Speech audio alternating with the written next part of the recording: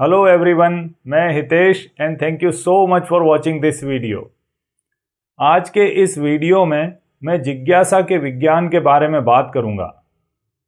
मैं बात करूंगा कि जिसे हम आकर्षण का सिद्धांत कहते हैं वह कोई चमत्कार नहीं, बल्कि हमारे ब्रेन में उपस्थित एक सिस्टम का काम है जो हमारी अवेयरनेस में आने वाली सूचनाओं को नियंत्रित करती है, फिल्टर करती है। और इस सिस्टम का नाम है रेटिक्युलर एक्टिवेटिंग सिस्टम। इसको शॉर्ट में RAS कहते हैं। तो जैसा कि हम सभी जानते हैं, इस दुनिया में सभी सफलताओं और विफलताओं का मूल आधार सूचनाएं हैं, जानकारियां हैं। जिस व्यक्ति के पास जिस क्षेत्र की जितनी ज़्यादा और सटीक सूचनाएं होगी, वह उस क्षेत्र में उतना ही सफल होगा। तो इसीलिए हम देखते हैं कि एक ही जगह पर एक ही समय में एक ही क्षेत्र में काम करने वाले दो व्यक्तियों में से एक सफल हो जाता है और एक असफल रह जाता है। ऐसा इसलिए होता है क्योंकि जो व्यक्ति सफल हुआ है उसके पास कुछ ऐसी सटीक जानकारियां हैं जो असफल होने वाले व्यक्ति के पास नहीं। जबकि दोनों ही व्यक्ति एक ही जगह पर एक ही समय में एक ही क्षेत्र में काम कर रहे हैं, तो ऐसी कौन सी चीज है कि सफल होने वाले व्यक्ति के पास सटीक सूचनाएं पहुंच जाती है और असफल होने वाले व्यक्ति को उन चीजों का पता तक नहीं चलता। तो इसे समझने के लिए हमें अपने ब्रेन की इस सिस्टम को समझना होगा, जिसे हम रेटिक्युलर एक्टिवेटिंग सिस्टम कहते हैं। तो हमारे ब्रेन में जो सिस्टम है जिसे रेटिक्युलर एक्टिवेटिंग सिस्टम कहते हैं, वह वातावरण से आने वाली सूचनाओं को फिल्टर करती है। साइंस कहता है कि हमारी इंद्रियां 24 घंटे हर एक सेकंड हमारे वातावरण में से लाखों सूचनाएं ग्रहण करती रहती है, लेकिन उनमें से सिर्फ 0.1% यानी 0.1% सूचनाओं के प्रति ही हम जागरूक होते हैं।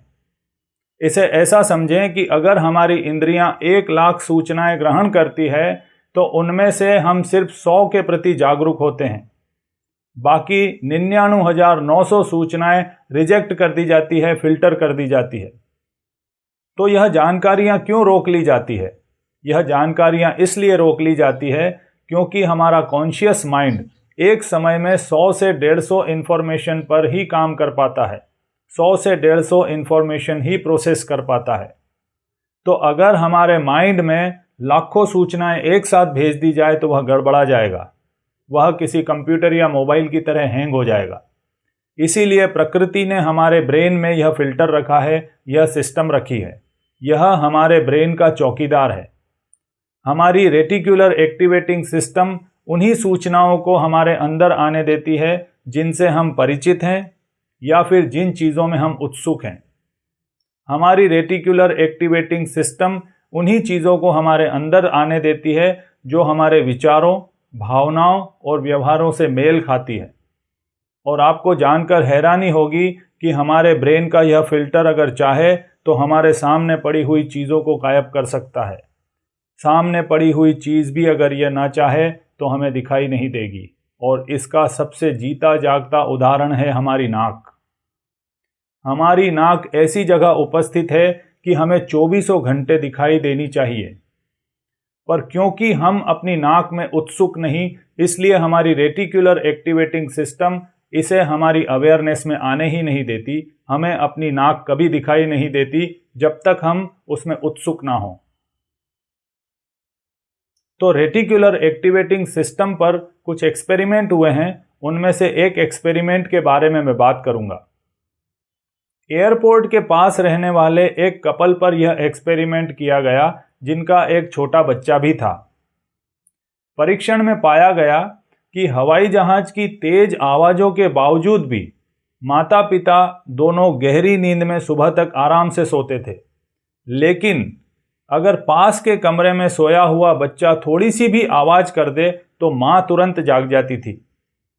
ऐसा इसलिए होता था क्योंकि माँ के लिए हवाई जहाज की आवाज़ें महत्वपूर्ण नहीं थी, लेकिन बच्चे का ख्याल रखने की जिम्मेदारी माँ की थी।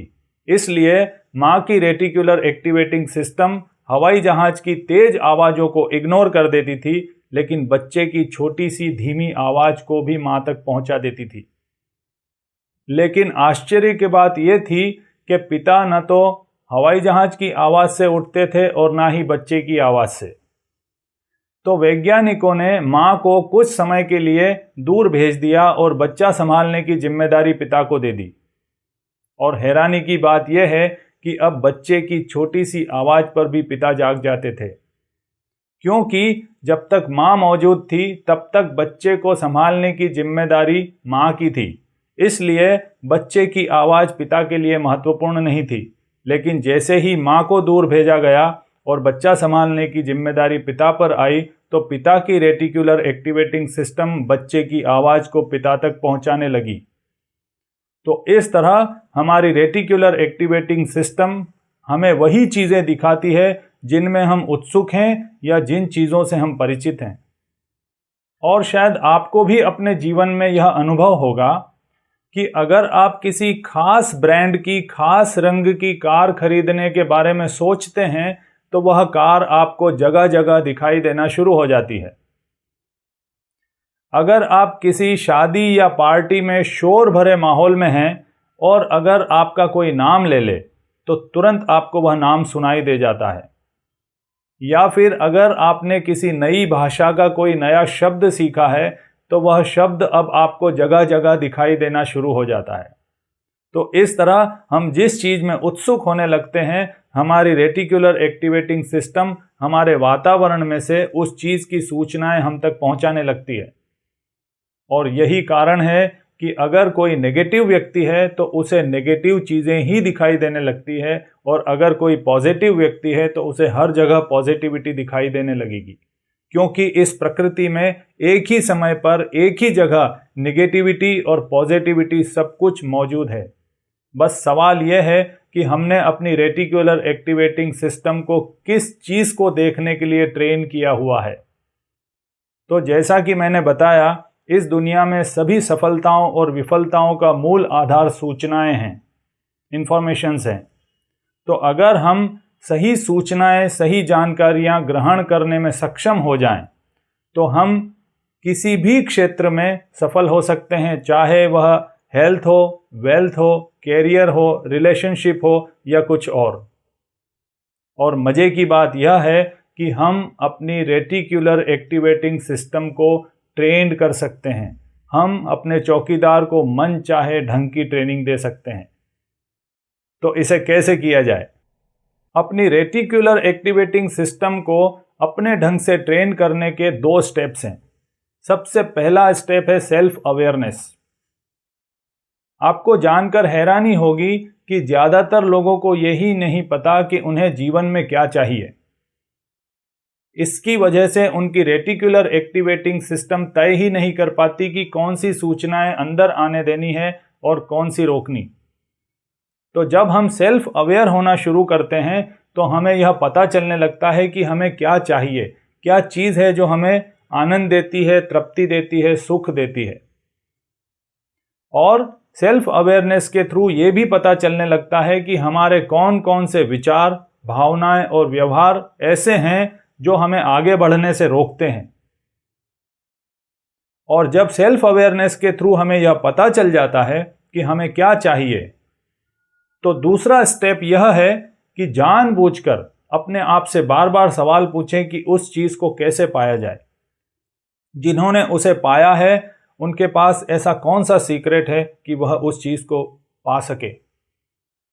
और जो विषय, जो चीज आप पाना चाहते हैं, उससे जुड़ी हुई किताबें पढ़ें, उससे जुड़ी हुई डॉक्यूमेंट्रीज देखें और ऐसे लोगों की जीवनियां पढ़ें जिन्होंने उस चीज को पाया है या उस क्षेत्र में सफल हुए हैं। ऐसा करने से आप उस विषय में उत्सुकता दिखाना शुरू करते हैं, और जब आप किसी विषय में बहुत उत्सुक हो जाते हैं, पूरा दिन उसके बारे में सोचने लगते हैं, तो आपकी रेटिकुलर एक्टिवेटिंग सिस्टम उस विषय के अनुरूप सूचनाओं को अंदर आने देती है।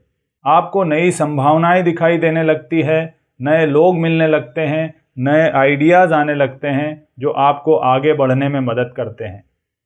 इस तरह उत्सुकता का विज्ञान काम करता है, जिसे आकर्षण का सिद्धांत कहते हैं। तो अगर आप भी अपने जीवन में आगे बढ़ना चाहते हैं, मनचाहा भविष्य निर्मित करना चाहते हैं, तो सेल्फ अवेयरनेस और उत्सुकता की प्रक्रिया को जीवन में उतार कर मनचाहे भविष्य का निर्माण कर सकते हैं। तो आज इतना ही, और इस तरह की और भी इंटरेस्टिंग और यूज़फुल चीज़ें लेकर आता रहूँगा। तब तक के लिए धन्यवाद।